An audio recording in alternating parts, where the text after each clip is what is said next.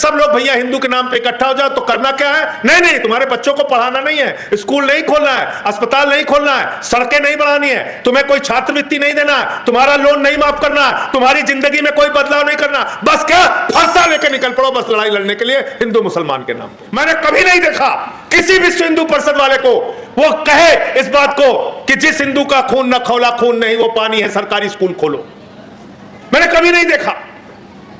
PHC में जहां आपके लोगों का इलाज होता है, सरकारी अस्पताल में जहां आपके लोगों का इलाज होता है, जहां न्यूनतम दामों पे आपको स्वास्थ्य की सुविधाएं मिलनी चाहिए, वो अस्पताल बंद हो रहे हैं, जर्जर हो रहे हैं, कभी किसी हिंदू का खून नहीं खोलता। कभी नहीं कहते कि भाई इनका आरक्षण का हक मारा जा रहा है, इनके बच्चे स्कूल में पढ़ कैसे पाएंगे, उनको तो मिड डे मील की सुविधा कहां मिलेगी प्राइवेट स्कूलों में, आप सरकारी स्कूल क्यों बंद कर रहे हैं? कभी किसी हिंदू का खून खोलते मैंने नहीं देखा कि आरएसएस वाले, विश्व हिंदू परिषद वाले, बजरंग दल वाले निकल रहे हैं और कह रहे हो कि नहीं नहीं साहब मोदी जी हम आपको सरकारी स्कूल बंद नहीं करने देंगे। पूरे देश भर में जितने विश्वविद्यालय हैं उसमें 45 में से 38 विश्वविद्यालयों में आपने सवर्ण जातियों के लोगों को वीसी बना रखा है। क्या आपको पिछड़े समाज के लोगों में, एससी एसटी में आपको कोई भी व्यक्ति इस योग्य नहीं लगता कि वो वाइस चांसलर बनाया जा सके? कौन सा वो मुसलमान है जिसने आपके आरक्षण का विरोध किया? उसका नाम बताइए आप मुझे। किसी ने किया क्या? किसी मुसलमान ने आपके आरक्षण का विरोध? कौन सा वो मुसलमान है जिसने कहा कि अनुसूचित जाति जनजाति के लोग हमारे बगल में बैठ के खाना नहीं खा सकते?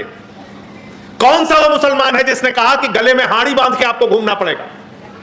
मैं तो उत्तर प्रदेश का रहने वाला हूं। अभी वहां पे काकोरी में, लखनऊ के अंदर पासी समाज के एक बुजुर्ग को मंदिर की सीढ़ियों पे पेशाब चटवाई जाती है। यही बगल में बुलंदशहर है, सीआरपीएफ का एक जवान जो एससी समाज से आता था, उसको घोड़ी पे नहीं चढ़ने दिया गया। मध्य प्रदेश के अंदर एससी समाज के एक व्यक्ति को उस शमशान में अंतिम संस्कार नहीं करने दिया गया जो दूसरे समाज के लिए आवंटित था। एससी समाज के व्यक्ति को सड़क पर बिहार के अंदर अंतिम संस्कार करना पड़ता है। अभी कुछ महीनों पहले की घटना है। और आपको कहते हैं हिंदू हिंदू हिंदू हिंदू के नाम पे सब लोग इकट्ठा हो जाओ, चलो मुसलमानों से लड़ो, हमारा साथ दो। इससे आपका भला कतई होने वाला नहीं है। तो पहला काम आपको तो यह करना है कि इनकी नफरत की राजनीति को लात मार के पहला काम करना है, मेरा हक मुझको दो, हमारा हक मुझको दो, तब आगे तुमसे कोई बात करेंगे। सवाल यह है कि हम लोग जाति जनगणना की तो बात कर रहे हैं, पूरे देश में इस मुद्दे को उठा रहे हैं। मैंने पार्लियामेंट में भी इस पे बोला। आपने नॉट फाउंड सुइटेबल का मुद्दा उठाया, मैंने उस पर भी पार्लियामेंट में बोला कि भाई एक अच्छी कैटेगरी आपने निकाल के रखी है कि जिसको भी पोस्ट नहीं देना है, अन्याय करना है, आरक्षण का लाभ नहीं देना है, तो एक कैटेगरी है भाई नॉट फाउंड सुइटेबल, किनारे हटो। अब सवाल यह है कि सब कुछ के बावजूद वो करते कुछ नहीं, क्यों?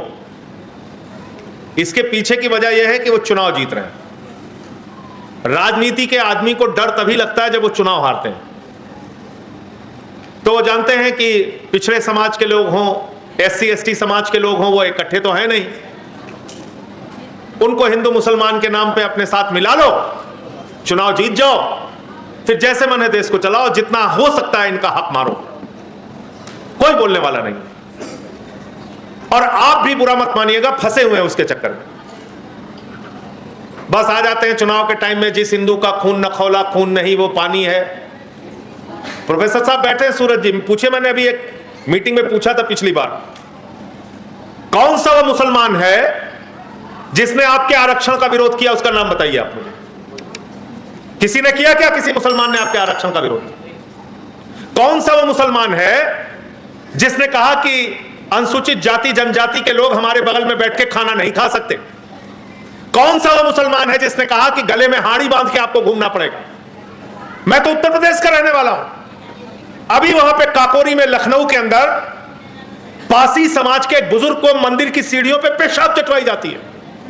यही बगल में बुलंदशहर है, सीआरपीएफ का एक जवान जो एससी समाज से आता था, उसको घोड़ी पे नहीं चढ़ने दिया गया।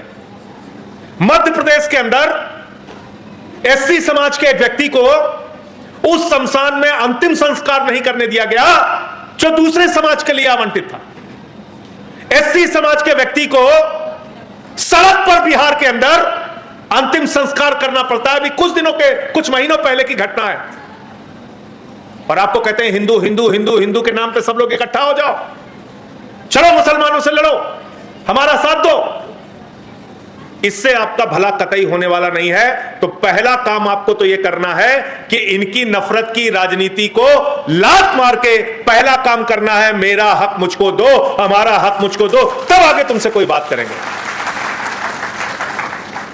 तुम तो हिंदू मानते ही नहीं हमको, और जब मैं ये बात कहता हूं कि तुम हिंदू नहीं मानते हमको, तो इसका इतिहास है। और ये बात भी मैंने संसद के अंदर पूछी थी कि 100 साल से ज्यादा हो गए आरएसएस को बने। याद रखिएगा इस बात को, 100 साल से ज्यादा हो गया राष्ट्रीय स्वयंसेवक संघ को।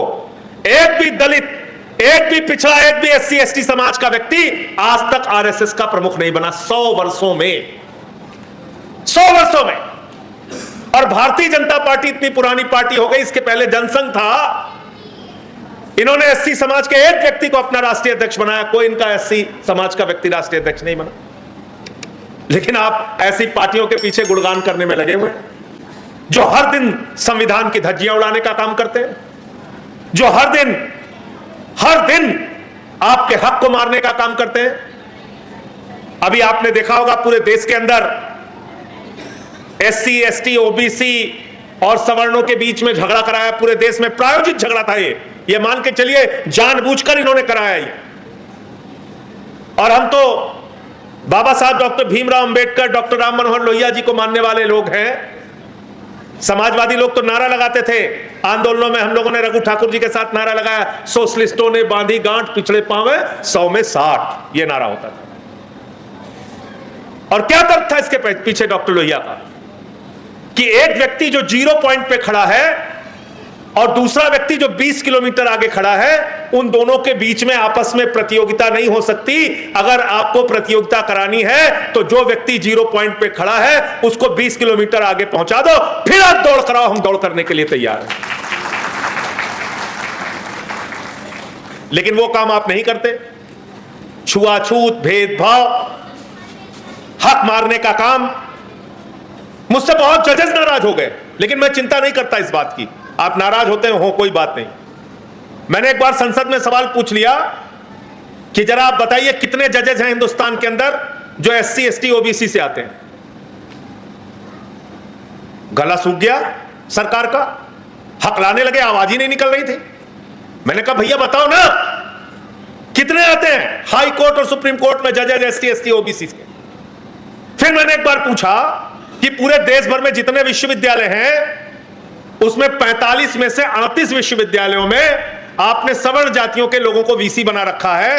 क्या आपको पिछड़े समाज के लोगों में, एससी एसटी में आपको कोई भी व्यक्ति इस योग्य नहीं लगता कि वो वाइस चांसलर बनाया जा सके? फिर उनका गला सूख गया। फिर मैंने उनसे पूछा कि असिस्टेंट प्रोफेसर के लेवल पे, प्रोफेसर की नियुक्ति पे आप तमाम जो भर्तियां करते हैं उसमें 80% हक मारे बैठे हुए हैं आरक्षण का, तो आप बताइए क्या उनको उस समाज से आपको योग्य लोग नहीं मिलते? फिर गला सूख गया। तो जब भी आप इनसे अपने हक की बात करेंगे इनका गला सूख जाता है, ये जवाब नहीं देते। क्या कहते हैं? सब लोग भैया हिंदू के नाम पे इकट्ठा हो जाओ, तो करना क्या है? नहीं, तुम्हारे बच्चों को पढ़ाना नहीं है, स्कूल नहीं खोलना है, अस्पताल नहीं खोलना है, सड़कें नहीं बढ़ानी है, तुम्हें कोई छात्रवृत्ति नहीं देना है, तुम्हारा लोन नहीं माफ करना है, तुम्हारी जिंदगी में कोई बदलाव नहीं करना। बस क्या फरसा लेके निकल पड़ो बस लड़ाई लड़ने के लिए हिंदू मुसलमान के नाम पे। इसके लिए तैयार हो सब लोग? अगर यही काम करते रहोगे अगले 100 साल तक उत्थान होने वाला नहीं है समाज के पिछड़े वर्ग के, शोषित वंचित लोगों का। इसको याद रखना। कितने स्कूल बंद हुए आप कल्पना कर सकते हैं? प्रोफेसर रतनलाल जी बैठे हुए यहां पे, आप जानेंगे तो आपको रुलाई आएगी। जब से प्रधानमंत्री नरेंद्र मोदी जी की सरकार बनी है पूरे हिंदुस्तान के अंदर 1 लाख सरकारी स्कूल बंद हुए। 1 लाख सरकारी स्कूल। कौन पढ़ता है उन सरकारी स्कूलों में? किसके बच्चे पढ़ते हैं उन सरकारी स्कूलों में? 1 लाख सरकारी स्कूल देश भर में बंद हुआ। मैंने कभी नहीं देखा किसी विश्व हिंदू परिषद वाले को वो कहे इस बात को कि जिस हिंदू का खून न खौला खून नहीं वो पानी है, सरकारी स्कूल खोलो। मैंने कभी नहीं देखा। पीएचसी में जहां आपके लोगों का इलाज होता है, सरकारी अस्पताल में जहां आपके लोगों का इलाज होता है, जहां न्यूनतम दामों पे आपको स्वास्थ्य की सुविधाएं मिलनी चाहिए, वो अस्पताल बंद हो रहे हैं, जर्जर हो रहे हैं। कभी किसी हिंदू का खून नहीं खोलता, कभी नहीं कहते कि भाई इनका आरक्षण का हक मारा जा रहा है, इनके बच्चे स्कूल में पढ़ कैसे पाएंगे, उनको तो मिड डे मील की सुविधा कहां मिलेगी प्राइवेट स्कूलों में, आप सरकारी स्कूल क्यों बंद कर रहे हैं। कभी किसी हिंदू का खून खोलते मैंने नहीं देखा कि आरएसएस वाले, विश्व हिंदू परिषद वाले, बजरंग दल वाले निकल रहे हैं और कह रहे हो कि नहीं नहीं साहब मोदी जी हम आपको सरकारी स्कूल बंद नहीं करने देंगे, योगी जी हम सरकारी स्कूल बंद नहीं करने देंगे। कभी देखा आपने? नहीं। किस बात पे लड़वाएंगे आपको?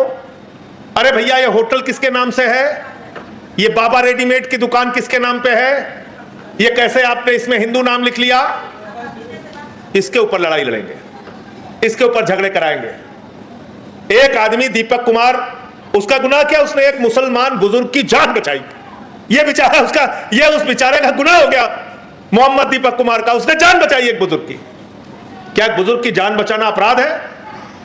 उसने कोई गुनाह कर दिया, उसकी जान के पीछे पड़े हुए, मुकदमे पे मुकदमा, एफआईआर पे एफआईआर, उसके जिम के ऊपर हमला। कहां हम लेके जा रहे हैं समाज को? हमारे अंदर की वैज्ञानिक सोच मार दे रहे हैं प्रधानमंत्री जी। कभी खड़े होकर कुछ, कभी खड़े होकर कुछ, ऊट पटांग सब बोलते रहते हैं, कहते नाली के गैस से चाय बना लो। ऐसा व्यक्ति हमारे देश का प्रधानमंत्री है। एक कार्यक्रम में गए, बिहार के अंदर सभा कर रहे थे, कह रहे थे सिकंदर जब बिहार में आया था तो बिहारियों ने मार के भगाया था, तो बिहारी लोग कहे भैया सिकंदर कभी बिहार में नहीं आया। ऐसे मत करो हमारे साथ, ऐसे मत करो। फिर गए हमारे यहां खलीलाबाद में संत कबीर नगर में कहने लगे बाबा गोरखनाथ जी, बाबा संत कबीर जी, बाबा गुरु नानक देव जी एक साथ बैठ के मीटिंग करते थे। सबने कहा भाई इनके जीवन काल में ही बड़ा लंबा अंतर है, एक साथ मीटिंग कैसे करते थे? तो कुछ भी प्रधानमंत्री बोलते हैं, कुछ भी बोलते हैं, कहते ताली बजाओ कोरोना ठीक हो जाएगा, थाली बजाओ कोरोना ठीक हो जाएगा, दिया जलाओ कोरोना ठीक हो जाएगा, अपने घर की बिजली बंद कर दो कोरोना ठीक हो जाएगा। मैंने तो संसद में कहा था हम लोग घर ही नहीं जाएंगे, यही संसद में रहेंगे और चलो सब लोग लाइट बंद करके बैठते हैं, कोरोना ठीक करके दिखाओ। तो आपकी वैज्ञानिक सोच को मारा जा रहा है, सोचने समझने की शक्ति को मारा जा रहा है। हमारे बीच में नरेश उत्तम जी आ गए हैं, इनका भी बहुत स्वागत है, जो समाजवादी पार्टी के पूर्व प्रदेश अध्यक्ष और सांसद हैं। तो हमारे सोचने समझने की शक्ति को प्रधानमंत्री और भारतीय जनता पार्टी और इनका जो मातृ संगठन है आरएसएस, वो खत्म कर रहा है। इसलिए जो नारा कांसीराम जी ने दिया था, जो नारा डॉक्टर राम मनोहर लोहिया जी ने दिया था, जो नारा मधुलिमे जी ने दिया था, जिसकी जितनी संख्या भारी उसकी उतनी हिस्सेदारी, इस पे आना पड़ेगा, इस पे आना पड़ेगा। और जाति जनगणना तो आपको करानी पड़ेगी कई कारणों से। एक कारण यह कि आरक्षण की व्यवस्था जातियों के संख्या के आधार पर मिल रही है कि नहीं मिल रही है, नंबर एक। और दूसरा कारण यह कि तमाम कल्याणकारी योजनाओं का लाभ उन जाति, उन वर्ग के लोगों को मिल रहा है कि नहीं मिल रहा है, नंबर दो। और नंबर तीन, जो चुनाव में तुम दादागिरी करते हो, सीना ठोकते हो, हम इनका हक मारेंगे, हक मारेंगे, तुम्हारी जमानतें जब्त कराने के लिए कितनी संख्या है पिछड़े वर्ग के लोगों की, शोषित वंचित समाज के, SC ST लोगों की, वो बताने के लिए।